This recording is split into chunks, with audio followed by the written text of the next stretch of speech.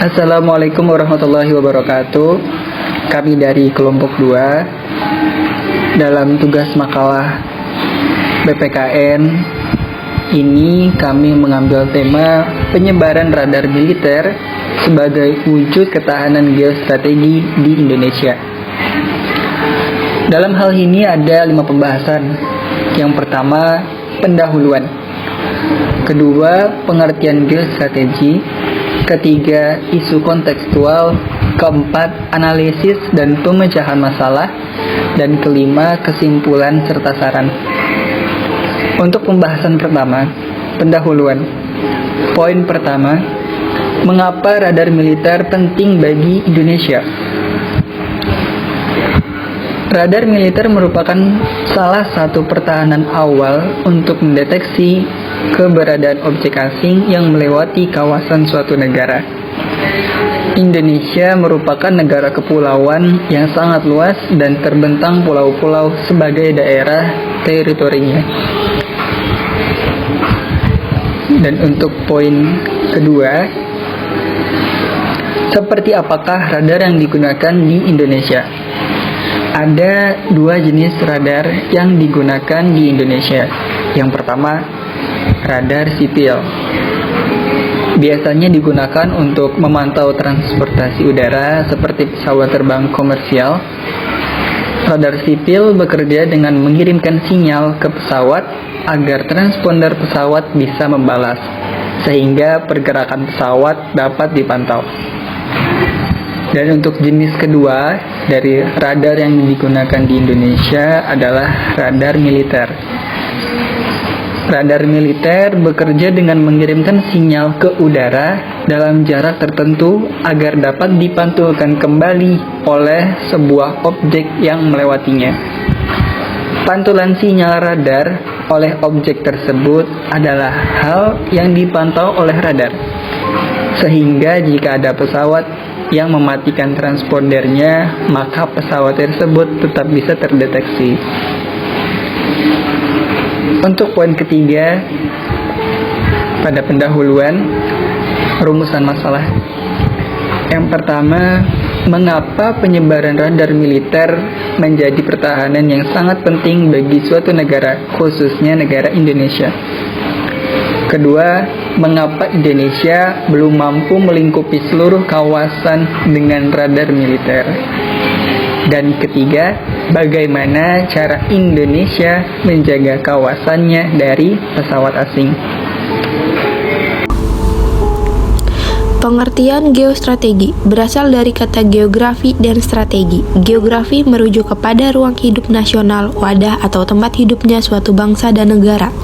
Strategi diartikan sebagai ilmu dan seni menggunakan sumber daya bangsa untuk melaksanakan kebijaksanaan tertentu dalam keadaan perang ataupun damai.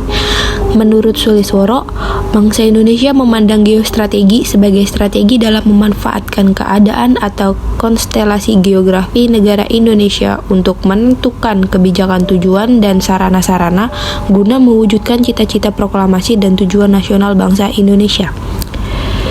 Geostrategi Indonesia dirumuskan bukan untuk kepentingan politik menguasai bangsa lain atau perang, melainkan sebagai kondisi, metode, dan doktrin untuk mengembangkan potensi kekuatan nasional di dalam melaksanakan pembangunan nasional guna merealisasikan amanat pembukaan Undang-Undang Dasar 1945 di dalam mewujudkan cita-cita proklamasi bangsa Indonesia yang merdeka, bersatu, berdaulat, adil, dan makmur, serta mewujudkan tujuan nasional, melindungi segenap bangsa Indonesia dan seluruh tumpah darah Indonesia, dan untuk mewujudkan kesejahteraan umum, mencerdaskan kehidupan bangsa, dan ikut melaksanakan ketertiban dunia yang berdasarkan kemerdekaan, perdamaian abadi, dan keadilan sosial.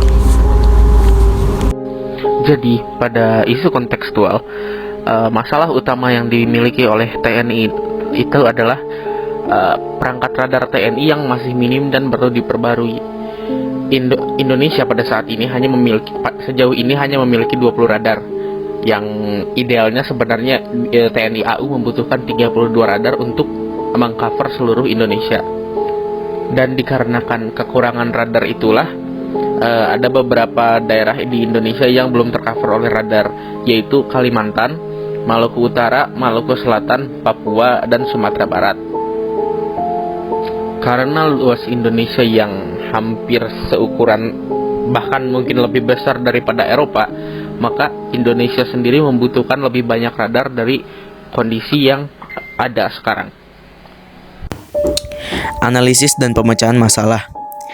Isu-isu mengenai penyebaran radar militer sebagai perwujudan geostrategi di Indonesia rata-rata sama, yaitu disebabkan karena minimnya radar di Indonesia. Nah, minimnya radar ini dapat disebabkan karena biaya pengadaan yang cukup besar. Tapi, jika kita melihat pendapatan anggaran Kementerian Pertahanan Republik Indonesia, rata-rata pada periode 2015 sampai 2020, Kementerian Pertahanan mendapatkan anggaran sebesar 109,9 triliun.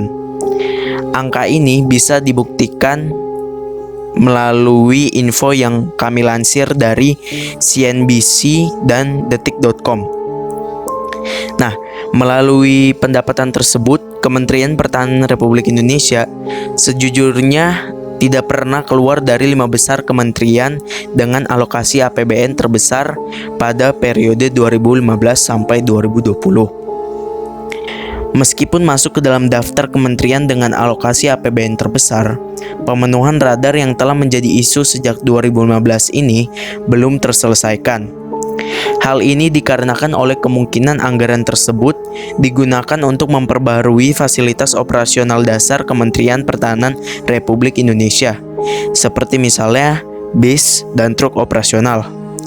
Selain untuk keperluan pembaruan fasilitas operasional dasar, anggaran tersebut juga digunakan untuk mengganti kendaraan operasional staf Kementerian Pertahanan Republik Indonesia. Nah, hal ini bisa kita lihat dari info yang kami lansir dari website Kementerian Keuangan.go.id, di mana di situ disebabkan bahwa alokasi anggaran Kementerian Pertahanan Kemenhan pada APBN tahun 2019 pada prinsipnya adalah melanjutkan anggaran tahun 2018, terutama untuk peningkatan kesejahteraan anggota TNI. Lebih lanjut, Wamenkeu juga menyampaikan dukungan anggaran untuk Kemenhan pada tahun 2018, antara lain anggaran dukungan operasional Babinsa dan kenaikan tunjangan kinerja pegawai di lingkungan Kementerian Pertahanan dan TNI. Sementara melalui info yang kami lansir dari detik.com, di situ disebutkan bahwa ada beberapa fokus atau pencapaian yang ingin dicapai oleh Kementerian Pertahanan pada tahun 2020. Bisa dilihat di situ bahwasanya output yang akan dicapai belum 100% terfokus pada peningkatan kualitas ataupun pembelian radar. Masih terbagi-bagi ke dalam beberapa sub-sub output yang akan dicapai. Lanjut. Nah, menurut kami, mengingat urgensi pengadaan 12 radar yang tinggi, maka Kementerian Pertahanan Republik Indonesia seharusnya lebih menghemat anggaran yang telah dialokasikan untuk pengadaan radar yang telah menjadi kebutuhan sejak tahun 2015, dibandingkan memperbarui kendaraan operasional staf kementerian yang bahkan tidak memiliki urgensi apapun. Jadi kesimpulan di kelompok kami adalah yang pertama, yaitu penyebaran radar militer menjadi pertahanan yang penting bagi suatu negara, karena radar militer ini berfungsi untuk mengawasi suatu wilayah agar tidak terjadinya pelanggaran wilayah udara. Radar sendiri ini berguna untuk mendeteksi dan mengukur jarak jauh benda-benda seperti pesawat terbang. Yang kedua, Indonesia belum mampu melingkupi seluruh kawasan dengan radar militer karena anggaran dasar yang digunakan oleh Indonesia itu digunakan untuk fasilitas operasional dasar Kementerian Pertahanan Republik Indonesia seperti bis dan truk. Mereka mengutamakan anggaran dasarnya untuk mengimprovisasi bis dan truk tersebut. Nah, yang ketiga, Indonesia menjaga kawasan dari negara asing menggunakan 20 radar, yang dimana 20 radar ini tidak mencakup seluruh wilayah Indonesia. Nah, sarannya dari kita adalah yang pertama, semakin berkembangnya teknologi militer yang ada di dunia, maka ada baiknya kalau teknologi radar Indonesia itu juga dikembangkan, dan perlu adanya penambahan radar guna melingkupi seluruh wilayah Indonesia. Yang kedua, untuk menjaga kawasan dari negara asing, sebaiknya anggaran dialokasikan terlebih dahulu agar radar tercukupi di seluruh wilayah Indonesia, dan penggantian kendaraan operasional staff sepertinya kurang bijak karena kendaraan staf kementerian itu masih dalam keadaan yang baik. Jadi sebaiknya diutamakan untuk pengembangan teknologi di radar militer Indonesia dan penambahan radar agar mencakup seluruh wilayah Indonesia, dan juga untuk menjaga kawasan Indonesia ini dari negara asing. Dan yang ketiga, saran dari kami adalah diperlukan adanya penambahan radar karena 20 radar itu sangat minim dan tidak mencakup luas wilayah Indonesia. Dibutuhkan lebih banyak lagi radar khususnya pada wilayah timur agar kawasan Indonesia senantiasa terjaga dari negara asing. Demikian presentasi dari kami. Banyak salahnya, kami mohon maaf yang sebesar-besarnya. Assalamualaikum warahmatullahi wabarakatuh.